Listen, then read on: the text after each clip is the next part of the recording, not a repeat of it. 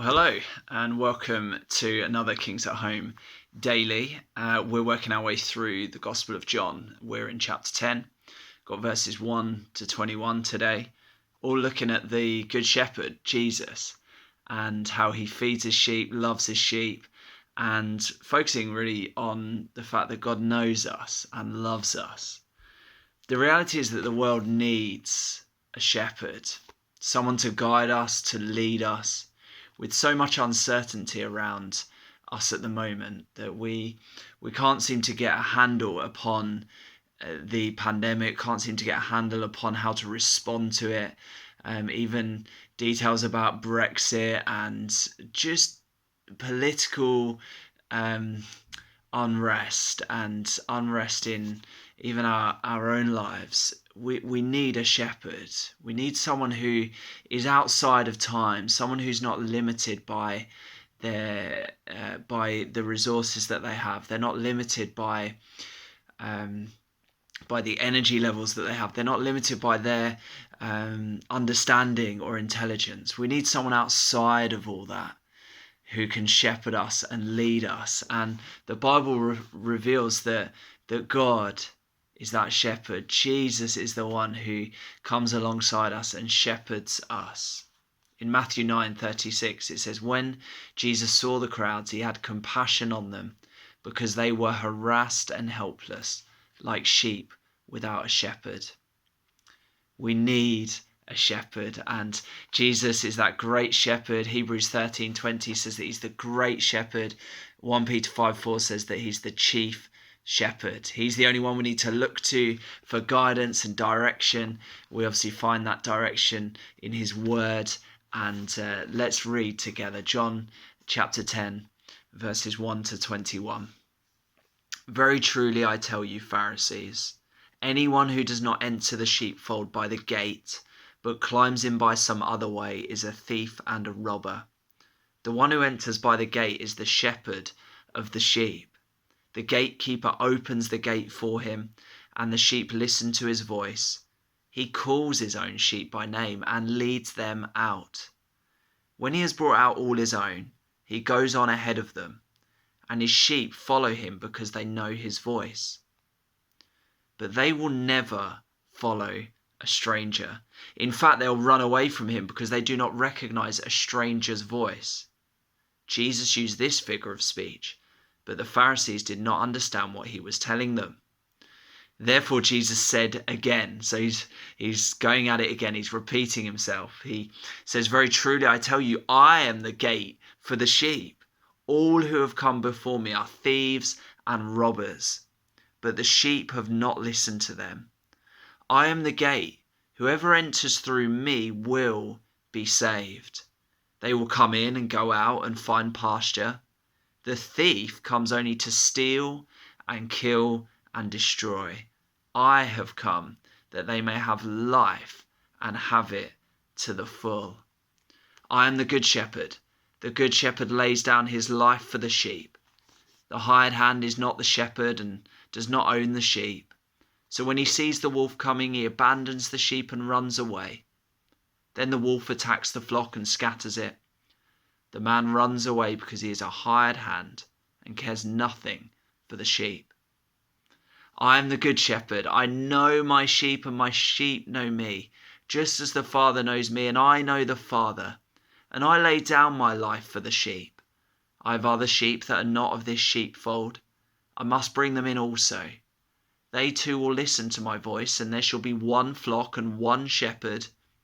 The reason my Father loves me is that I lay down my life only to take it up again. No one takes it from me, but I lay it down of my own accord. I have authority to lay it down and authority to take it up. This command I received from my Father." The Jews who heard these words were again divided. Many of them said, "He is demon-possessed and raving mad. Why listen to him?" But others said, "These are not the sayings of a man possessed by a demon. Can a demon open the eyes of the blind?" We're going to focus in on verse 14, where Jesus says, "I am the good shepherd. I know my sheep, and my sheep know me." It is good news that he knows his sheep. Those who have put their faith and their hope in Jesus Christ for their salvation, for their reconciliation back to God. We were once rebels of God, leading our own lives, doing what we wanted.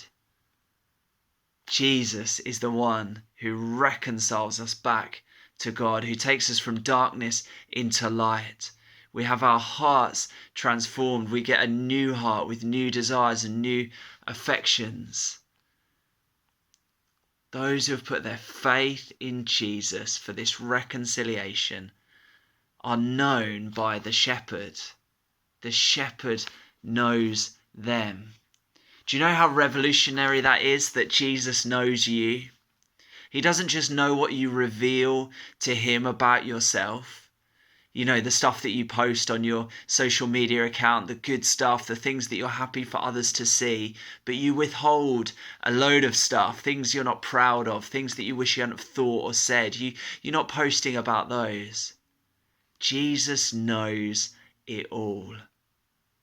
That used to scare me so much, that God, who knows everything and is all-powerful, could at any moment just reveal the deepest, darkest secrets of my heart to other people. He could lay me bare completely.